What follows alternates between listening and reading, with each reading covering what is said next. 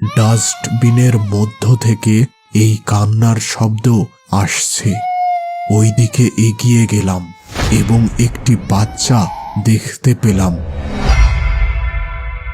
বন্ধুরা, আজকের এই সত্যিকার ভূতের ঘটনাটি পাঠিয়েছে বাংলাদেশ থেকে সনি, আর এই ঘটনাটি তার নিজের সাথে ঘটেছিল। আজকের বিশেষ প্রশ্ন, তোমরা কি কেউ কখনো বাচ্চা ভূতের কথা শুনেছ? আর শুনে থাকলে সে সম্পর্কে জানাও। আমার নাম সানি। আমার ঢাকা শহরের গাজী ভবন মার্কেটে একটি দোকান ছিল। দোকানে নানা ধরনের বিদেশি জামা কাপড় বিক্রি করা হতো। আর এই গাজী ভবন মার্কেটে কিন্তু কোনো প্রকার লোকাল জিনিসপত্র পাওয়া যেত না, শুধুমাত্র বিদেশি জামা কাপড়।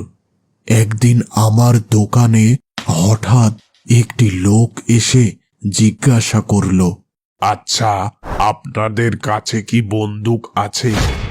আমি কিনতে চাই। এই কথা শুনে আমি খুব অবাক হয়ে গেলাম। এরপর আমি ওই লোকটাকে বললাম, আপনি কি পুলিশের লোক? লোকটি কিন্তু আমার কথার কোনো উত্তর দিল না। সে আবার জিজ্ঞাসা করল, আপনার কাছে বন্দুক আছে কিনা বলুন। আমার বেশ রাগ হলো, আর তাকে উদ্দেশ্য করে বললাম, আপনি আগে বলুন যে আপনি কি পুলিশ অথবা র্যাব অফিসার কিনা। আর আমি বন্দুক বিক্রি করি না। আর এখানে কেবল আমি না, এই পুরো মার্কেটেই বন্দুক পাওয়া যায় না। এবার লোকটি আর কোনো কথা না বলে আমার দোকান ত্যাগ করল। আমি মনে মনে ভাবলাম, লোকটি নেহাতি পাগল। এবার আমি আবার দোকানের কাজে ব্যস্ত হয়ে পড়লাম। রাত প্রায় 12টা বাজে। মার্কেটের প্রায় সকল দোকান বন্ধ হলেও আমার দোকান তখনও খোলা ছিল। ব্যবসার হিসেবে কিছু সমস্যা থাকায় আমি দোকান বন্ধ করতে পারছিলাম না। এমন সময় হঠাৎ একটি শব্দ শুনে বেশ হকচকিয়ে গেলাম, যেন কোনো মেয়ের কান্নার আওয়াজ। আবার কিছু পরে হাসির শব্দ। আমি বেশ ভয় পেলাম, কারণ আশেপাশের দোকানগুলো সব বন্ধ হয়ে গেছে। তাহলে এই শব্দ আসছে কোথা থেকে? কিছু সময় পরেই আবার সব চুপচাপ।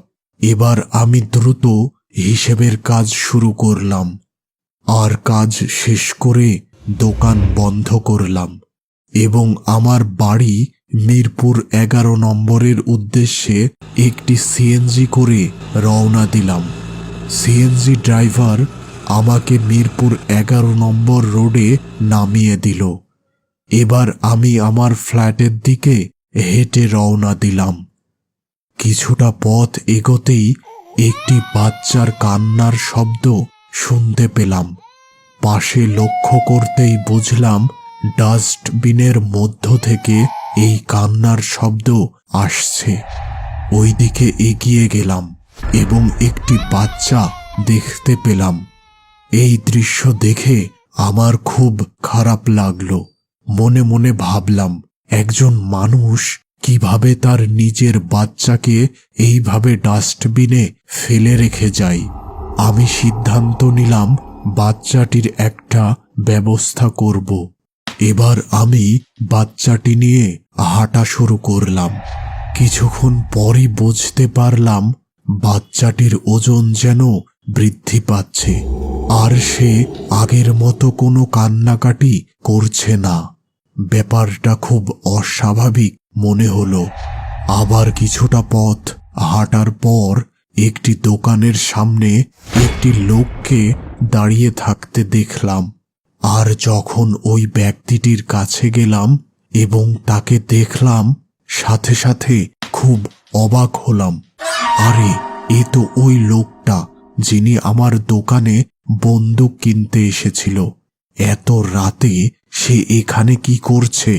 এমন সময় খেয়াল করলাম আমার কোলের বাচ্চাটির দিক থেকে হাসির শব্দ আসলো।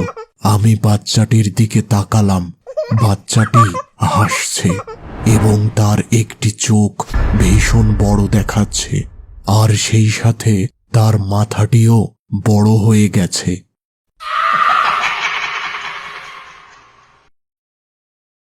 আমি বাচ্চাটির দিকে আর তাকাতে পারলাম না।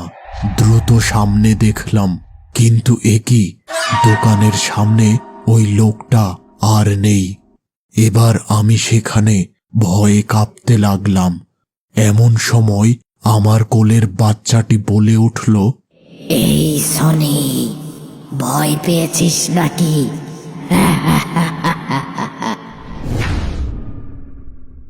এবার আমার মনে হচ্ছিল এখানেই হয়তো আমি অজ্ঞান হয়ে যাব। দ্রুত আমি বাচ্চাটিকে পাশে ছুঁড়ে ফেলে দিয়ে বাড়ির দিকে দৌড় শুরু করলাম। কিছুক্ষণ পর আমি আমার বাড়ির কাছে এসে উপস্থিত হলাম এবং সেখানেই অজ্ঞান হয়ে গেলাম। জ্ঞান যখন হলো তখন আমি নিজেকে আমার বিছানায় আবিষ্কার করলাম। বুঝলাম গত রাতে খুব জোর বেঁচে গেছি। এরপর অন্তত 1 মাস আমি আমার দোকানে যাইনি। বর্তমানে আমার সাথে সবকিছু ঠিকঠাকই আছে, কিন্তু সেই লোকটা যে আমার দোকানে বন্দুক কিনতে এসেছিল এবং ওই রাতের বাচ্চাটিকে আমি এখনো ভুলতে পারিনি। আজও ওই রাতের কথা মনে হলে আমার শরীর ভয়ে কেঁপে ওঠে।